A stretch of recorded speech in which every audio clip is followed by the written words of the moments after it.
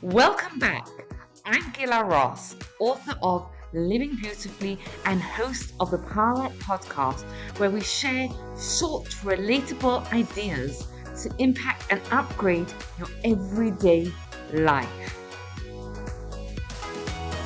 We're going to look at Sarah's life, and we're also going to look at a question that I think we can answer from it. It's what does it mean to live a good life? Now, why does this question come up?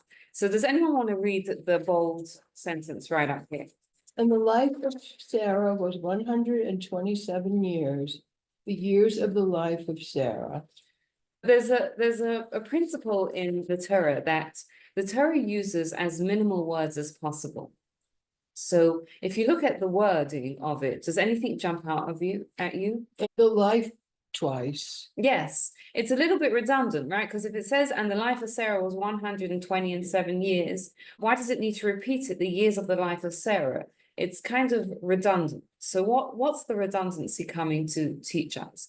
So Rashi, who's one of the foremost commentators on the Chumash, says that the reason why it is to show us that all of Sarah's life were equally good. All the years of Sarah's life were equally good.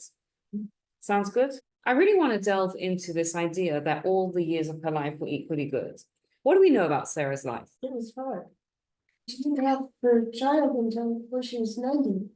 Yeah, and she desperately wanted a child, right? Anything else? And when Abraham pretended to not be her husband, and then she was like, kidnapped and taken away. And she was kidnapped twice. She was Yeah. kidnapped by Pharaoh, by Paro, and she was also kidnapped by Abimelech. yeah, All right, so what does he mean, Rashi, that all the years of her life were equally good? Like, are you trying to tell me that the year that she finally had a child was as good as the year that she was kidnapped, or as good as the years that she was waiting to have a child? Like, what does it mean that they were all But equally maybe it good? meant that she handled her life well every day of her life. Okay. So that's kind of like my take, like the sense that no matter what her trials were in life, every day was still like the best. As bad as life can be. It's like How I she wake up dealt every with it. day, and as challenging as things can happen.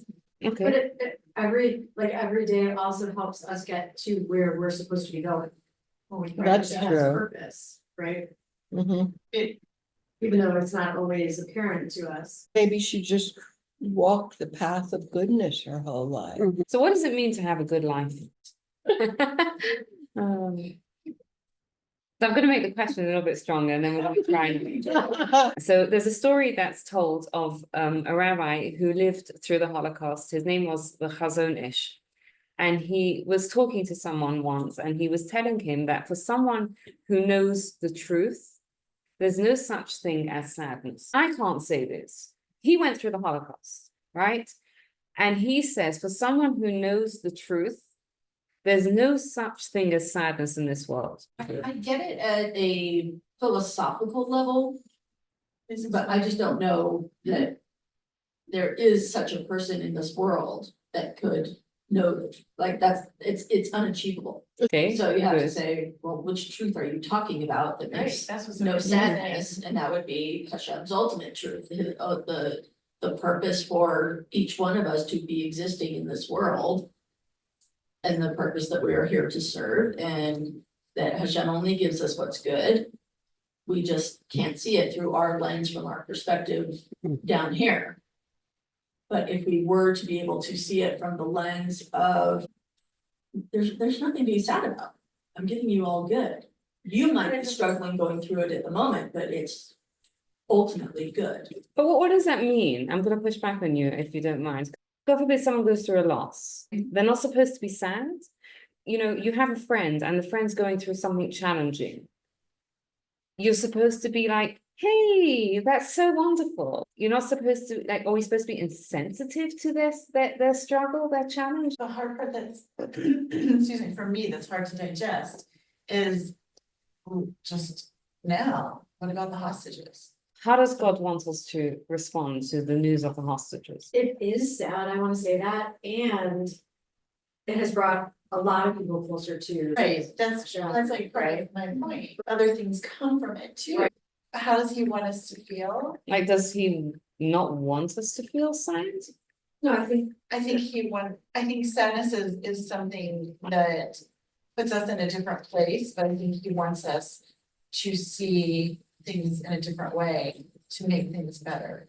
That's how I see it. Not that we're not gonna feel sad. If I can ask the question in a ridiculous way, right? Does God want us to be happy? No, so says the song. Like, I can't even ask the question because it's just such a ridiculous, preposterous way, the question to ask, but like, seriously, is that what the Chazon Ish is saying? That like, there's no such sadness, so you know, the person goes through the Holocaust and they're like, wow, I'm happy about that, or they hear that someone else went through the Holocaust and they're like, I'm so happy for you. Like, I mean, You wouldn't say that. so what is happiness? What do you think happiness is? I would like someone to tell me. I think it's being content with what you have and not wanting it to be different. Being content with what you have. That's being content. Content leads to happiness.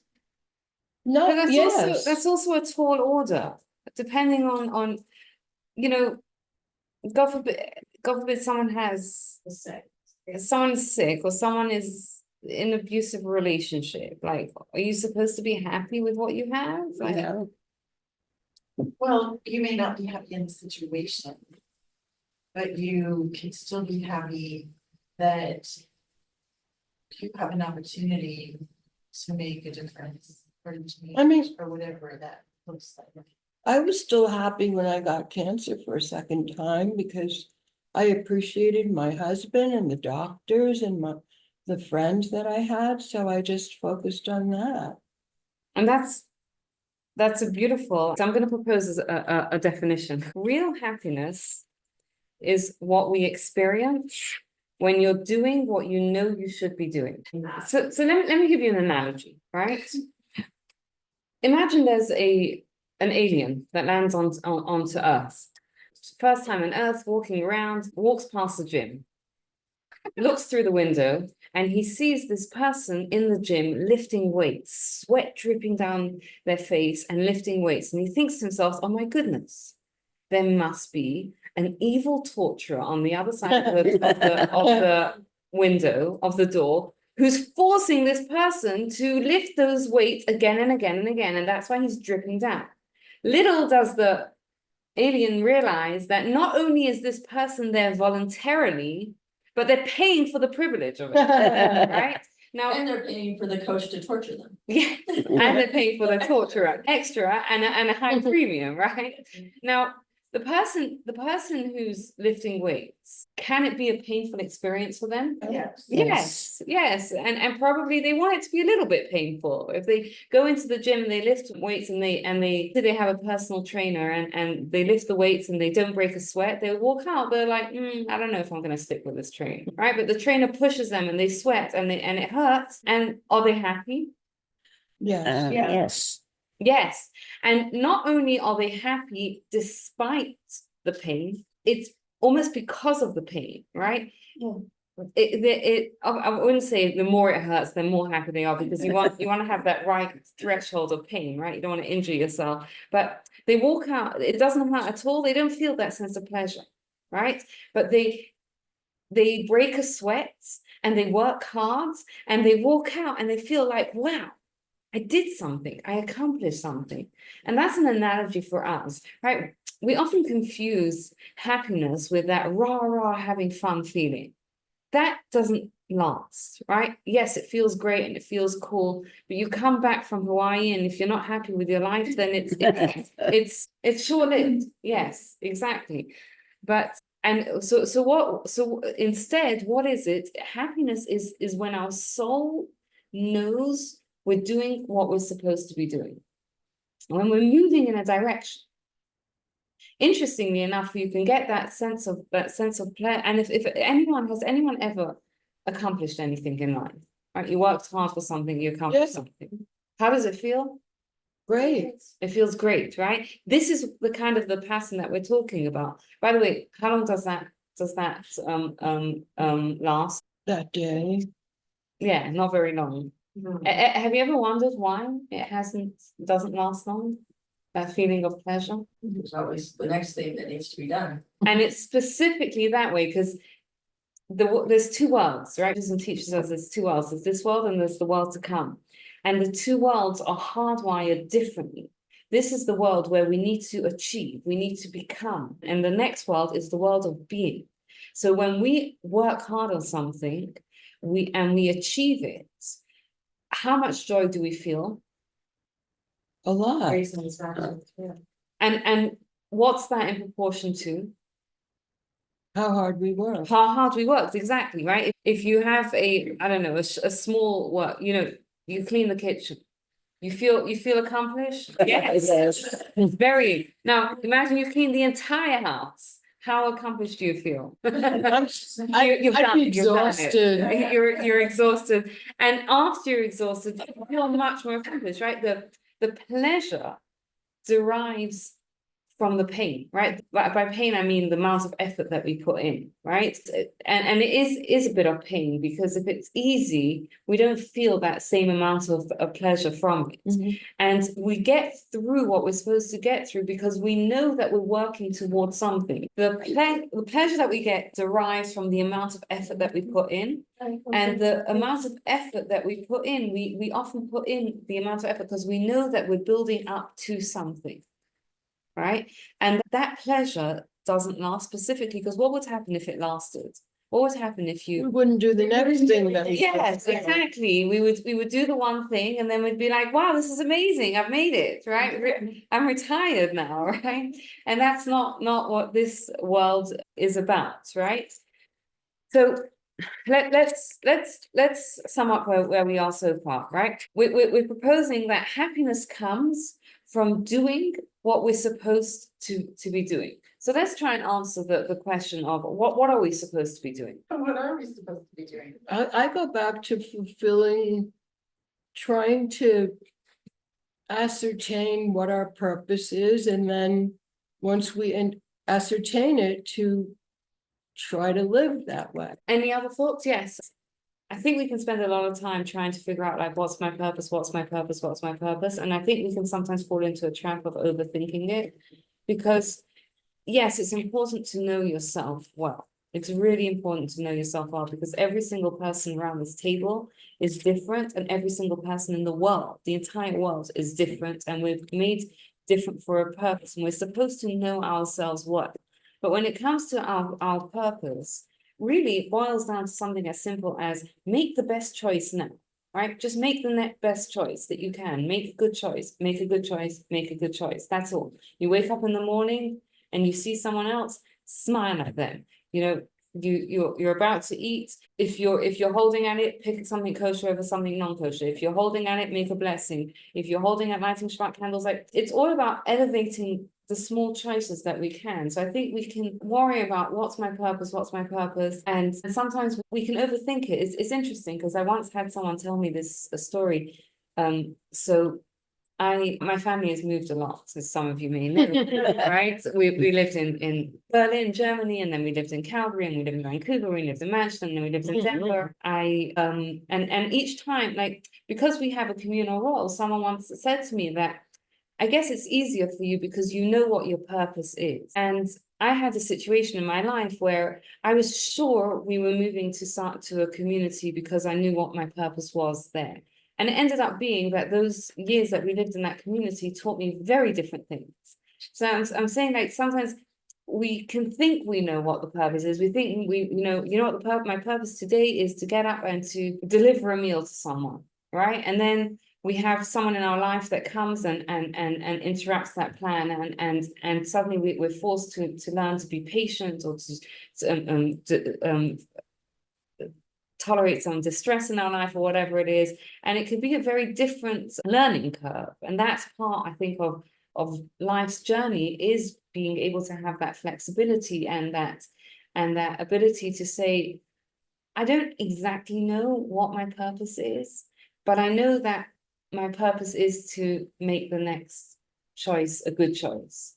Does that Yeah. resonate? Does Beautiful. that make sense? Okay, good. I'm glad that resonated a little bit. But okay, so where were we up to? So how comes we sometimes don't feel pleasure? If we're saying that happiness, you know, happiness derives from knowing what we're supposed to do. So someone who's going through a challenge, or someone who's just doing the right thing in life, but they don't feel. How comes we don't sometimes feel the pleasure in it? I also want to point out that something that I noticed that both Jenny and Julie were talking about, and that is like the knowledge, right? That, you said like sometimes I feel great because I know that how much, that the effort's going to lead somewhere, right? And I think you also kind of said something. There's a story that's told, you may have heard this before, of a person who was in prison, and his job was to turn a wheel.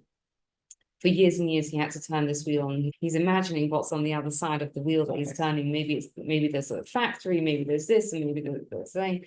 And eventually, they show him what's on the other side, and what's on the other side is that nothing, right? And it's so intolerable to him that he dies of despair. True story or not, I don't know. But the point that of the story is that as long as he thought there was purpose to it, he could tolerate the pain. The moment he realized that there's no purpose to it, he couldn't take it anymore. It's the same work. And I think it's the same thing with us, is that we also have to have appreciation for what we're doing. We sometimes think, we do things and we don't recognize how much we're doing. And that can lead to despair. Like sometimes I'll have someone say to me, like, I'm going through a challenge, and like I'm not doing anything with it. And it's a very hard feeling for someone to live with. And I'll turn around and say, like, how do you know? Like, how do you measure success? For example, I remember a friend of mine, she had a baby, and her baby was in the NICU, the neonatal in intensive care unit, and it was her third kid, and obviously having a baby in the NICU is going to be stressful. And she said it didn't bring out the best in me.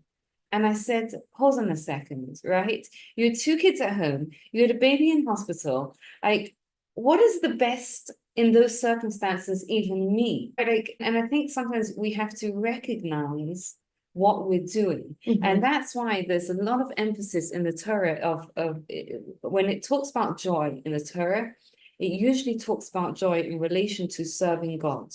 For example, there's a mitzvah, Ivdu et Hashem b'simcha, that we're supposed to serve God with joy. Or when the Torah talks about the good things that will happen and the bad things that will happen, it says all these bad things will happen because you didn't serve God with joy. Not because you didn't do what you're supposed to do, but because you didn't do what you were supposed to, you didn't serve God with joy. Now, why? Like, it means that we have to have an appreciation for the beauty of what we're doing. We have to have an appreciation for what we're building, right? Because what we're building is our soul for eternity.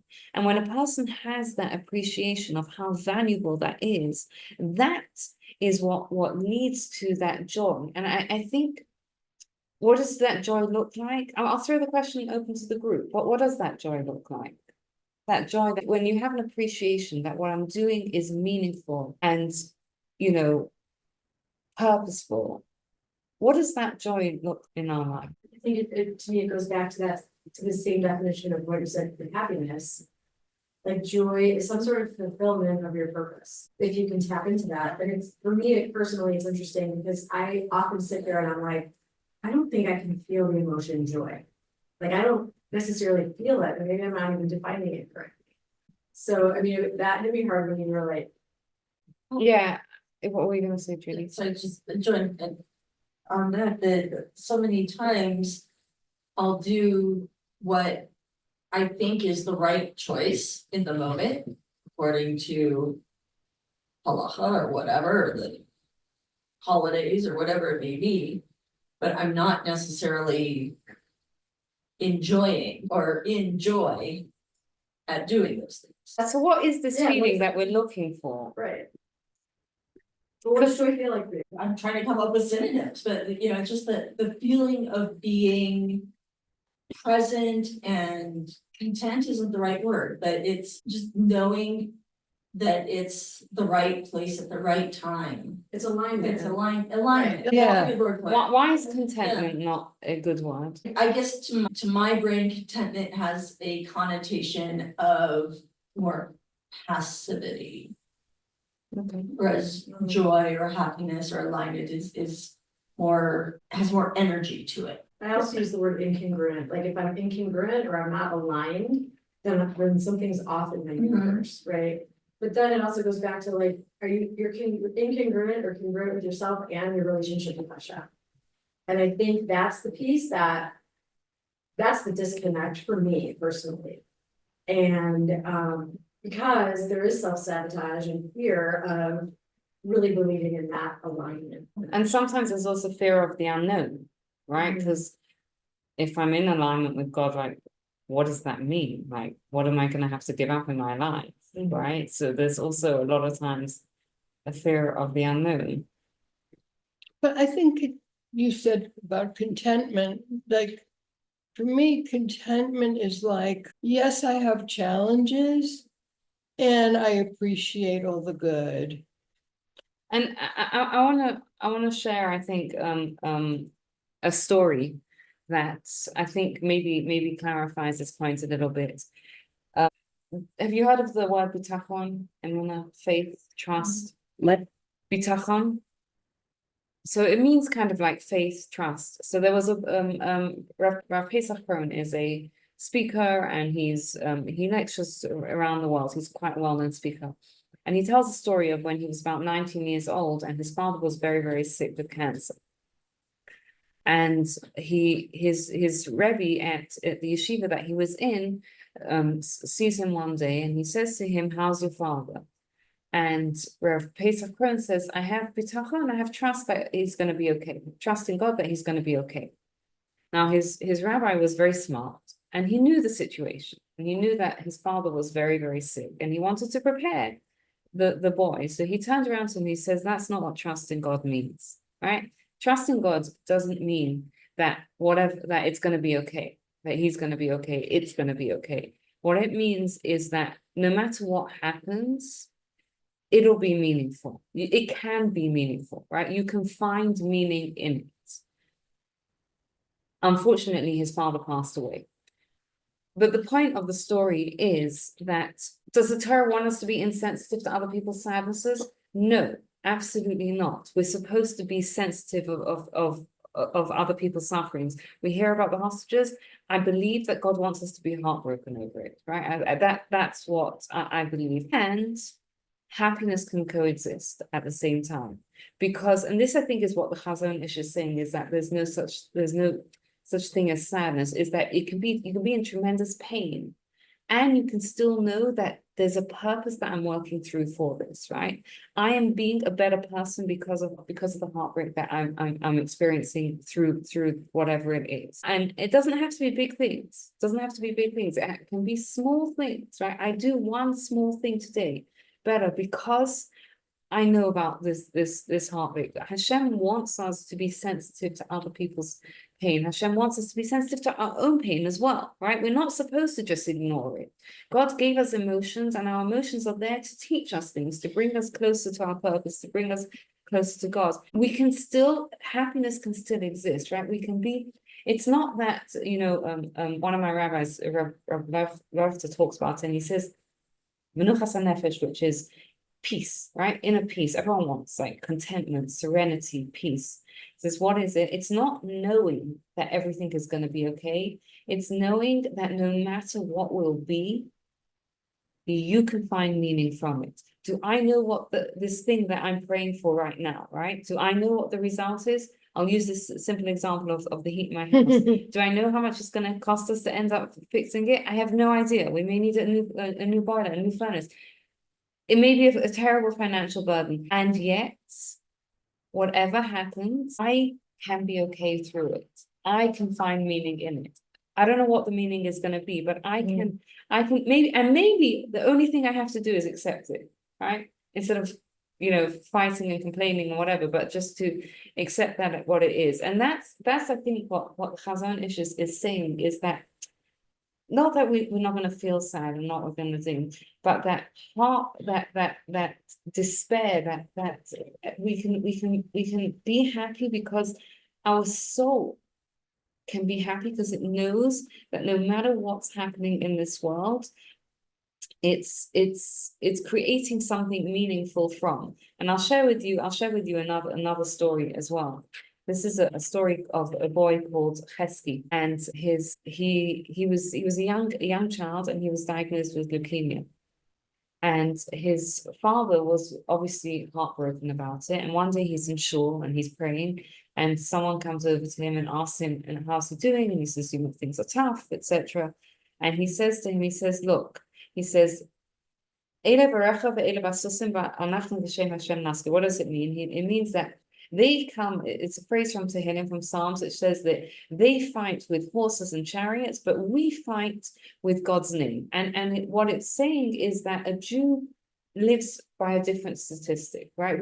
We're not bound by statistics, because we can pray, we can, we can move worlds with our prayers. And the father took a lot of hope from what he said. And he prayed and etc. And unfortunately, his son passed away, and he's sitting shiva for his son who has passed away. And he's thinking back to what this person said to him, and he's like, I don't understand, like, he gave me hope, and now, like, now what? And then he understood it, and he understood it a little bit differently. And he says, what happens usually is there's a war, right?